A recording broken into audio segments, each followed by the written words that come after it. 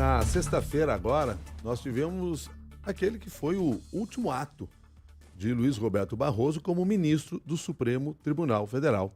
Ele votou pela descriminalização do aborto em qualquer circunstância até a 12ª semana de gestação. Disse lá que a interrupção da gestação deve ser tratada como uma questão de saúde pública, não de direito penal. E as mulheres têm o direito fundamental à sua liberdade sexual e reprodutiva. Este foi o último ato de Luiz Roberto Barroso, mas antes mesmo dele se despedir, desde que anunciou sua aposentadoria, o debate em torno de quem o substituirá no STF já existe dentro do governo federal. Para conversar conosco sobre este assunto aqui no Jornal da CBN, nós convidamos a professora Renata Vieira Maia, professora da Faculdade de Direito da Universidade Federal de Minas Gerais e pesquisadora do Observatório do Judiciário. Professora Renata Vieira Maia, muito obrigado pela sua gentileza de estar conosco aqui no Jornal da CBN. Um bom dia para a senhora. Bom dia, eu que te agradeço, Milton. Bom Uma satisfação estar aqui com vocês. Antes de a gente falar no sucessor, me permita aqui olhar um pouco para o perfil deste que sai do STF, Luiz Roberto Barroso. Fez o seu último ato, como chamei a atenção agora na sexta-feira, e isso de alguma maneira mostra como ele se comportou ao longo do tempo à frente do tribunal? É difícil dizer, né, a respeito de como ele tem se comportou durante todo esse tempo, mas eu acredito que ele foi um ministro que sempre se declarou, né, sempre se expôs muito na mídia. E eu acredito que seja esse o perfil dele, né, um pouco de não falar muito nos autos e falar fora dos autos. Acho que até como pela carreira de professor e carreira de advogado que ele teve, às vezes ele confundia um pouco o fato de ser ministro da Suprema, né, da Corte Constitucional do Brasil, vamos dizer assim. E na sua avaliação, qual é o peso dele ter tomado essa decisão de ter votado pela descriminalização do aborto no encerramento da trajetória dele no STF? Eu acho que ele quis cravar, né, na sua último julgamento, a sua posição, inclusive como ministro, né, muito preocupado com causas sociais. E por isso ele realmente quis, né, ele pediu que fosse pautado esse julgamento para o seu último dia, para deixar sua marca, né, de uma pessoa bastante liberal, como ele sempre se comportou perante ao Supremo Tribunal Federal durante todo esse seu mandato. Um cargo que agora é aberto, é almejado por diferentes personagens e que tem à frente na disputa nesse momento o nome do advogado-geral da União, Jorge Messias, a princípio preferido do presidente Lula. Considerados os critérios que são usados nestes momentos, qual é a sua avaliação em relação à possibilidade do substituto de Luiz Roberto Barroso? Se eu puder, né, falar, eu fico muito triste. Eu passei esse final de semana todo pensando a respeito, né, da escolha do Lula, se realmente se consagrar aí a escolha dele pelo advogado-geral da União, o Messias. Porque eu penso que o Congresso deveria, né, inclusive vetar o Senado se for feita essa escolha. Por quê? Nós temos no Brasil hoje 213 milhões de pessoas. 51,5% representam mulheres, né? Nós temos 104 milhões e meio de mulheres. E essa representação não se faz no nosso Supremo Tribunal Federal. E penso eu, endorso, né, a todas aquelas pessoas que estão querendo uma nova representante mulher no nosso Supremo Tribunal Federal, até porque até hoje nós só tivemos 3 mulheres. E eu acho que seria bastante importante, inclusive pelo terceiro mandato que o presidente Lula exerce, que ele pudesse também, né, fazer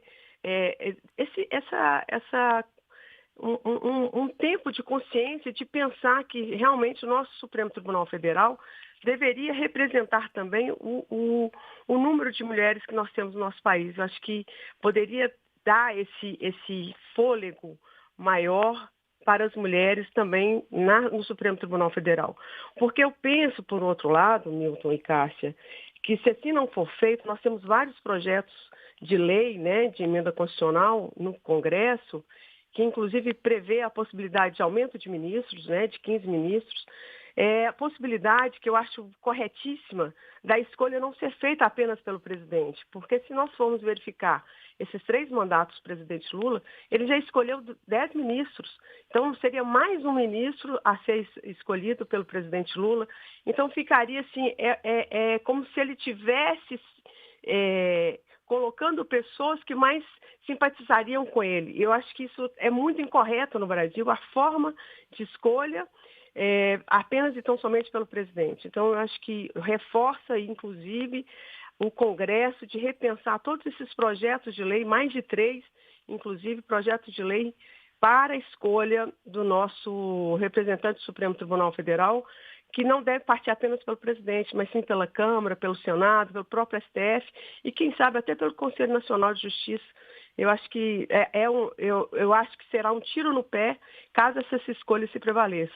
Ou seja, que seja feita apenas de mais um homem branco, né, elitizado, à frente do Supremo Tribunal Federal. Essa relutância do presidente Lula em indicar uma mulher para o STF, relutância que já foi vista também em outros presidentes, isso contribui de forma significativa para que a gente continue tendo uma maioria minorizada como das mulheres? Não tenho dúvida. Inclusive, como nossos representantes, inclusive no Congresso Nacional. Há uma relutância muito grande de reconhecer os nossos valores. Cássia, e eu acho que isso é muito triste para nós, né, que somos mulheres, porque temos excelentes professoras, excelentes advogadas, excelentes juristas, magistradas, e eu acho que a partir do momento que o presidente Lula não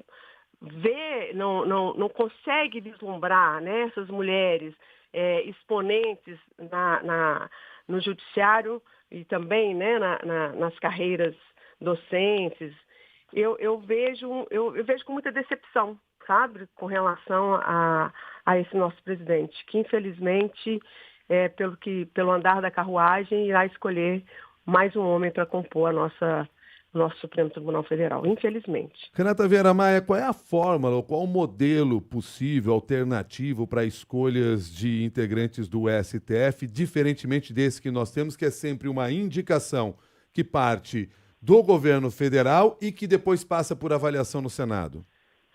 Ô, Milton, eu tenho estudado muito direito italiano.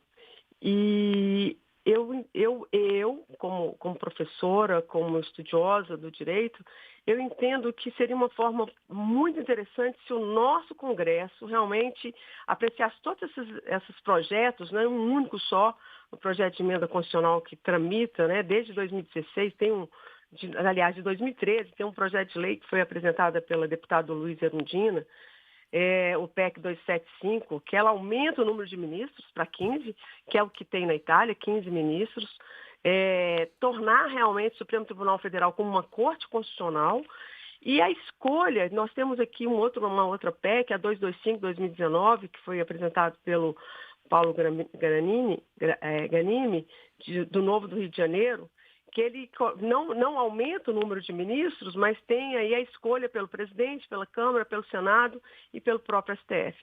Então, eu vejo que essa forma... e outra coisa, eu acho que os ministros também não podem se eternizar no Supremo Tribunal Federal. Eu acho que os ministros deveriam ter um mandato fixo de 10 anos no máximo, porque é uma forma, por exemplo, como nós tivemos aí de vários outros, eu não vou citar aqui, que ficaram praticamente a vida inteira no Supremo Tribunal Federal. Eu acho que o mandato do ministro deve ser limitado e a escolha deve ser de forma diferenciada.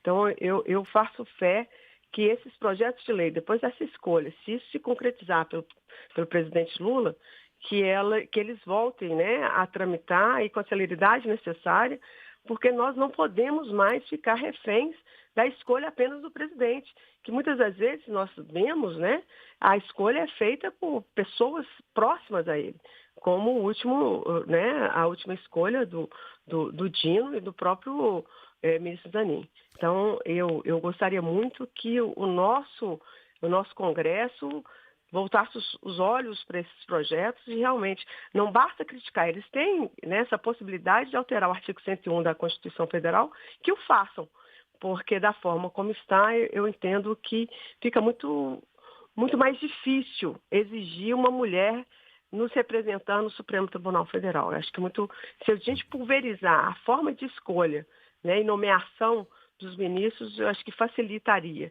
Aí sim nós teríamos a nossa representação no Supremo Tribunal Federal. Mas como está, fica impossível. Lembro apenas que o único limite que se tem hoje é de idade, com um mínimo de 35, máximo de 75 anos. São pelo menos 60 para escolha. Oi? Até 60. A 75 é a aposentadoria. Aposentadoria, exato.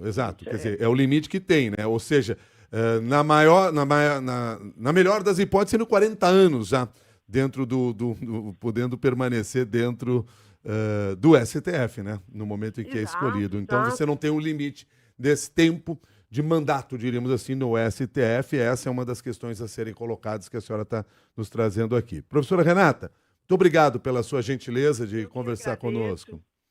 Um abraço, muito obrigada. Obrigado. Professora Renata Vieira Maia, professora da Faculdade de Direito da Universidade Federal de Minas Gerais e pesquisadora do Observatório do Judiciário, conversou com você